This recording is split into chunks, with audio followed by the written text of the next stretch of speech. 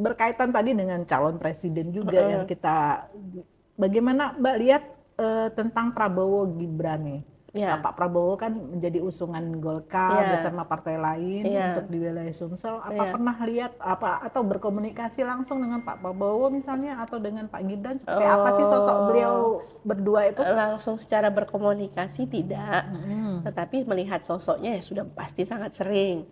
Apalagi kan 5 tahun yang lalu kan dia juga pemenang kan, Mm-mm, Prabowo mm-mm. di Bumi Oh Sumsel iya, oh iya. di Sumatera Selatan kan. Jadi menurut saya kami sebagai partai pendukung yang menilai itu ya sosok yang capable Mm-mm, gitu loh. mm-mm, Di samping mm-mm. juga Mas Gibran, banyak yang ngomong masih muda segala macam, cuman kan lihat pemimpin daerah, pemimpin negara yang lain banyak yang lebih Yang muda muda. lagi. Kalau presiden di mana itu Prancis atau apa, 30-an juga banyak. Jadi maksud saya ini kolaborasi yang pas, apalagi kita sekarang didominasi oleh generasi milenial Milenial kan. 57%. 57%. Nah, jadi ini bisa seimbang lah dengan Pak Prabowo gitu. Yakin ya? Insya Insya Allah. Allah, Insya Allah. yakin Iya. ya. Download Tribun X sekarang. Menghadirkan lokal menjadi Indonesia.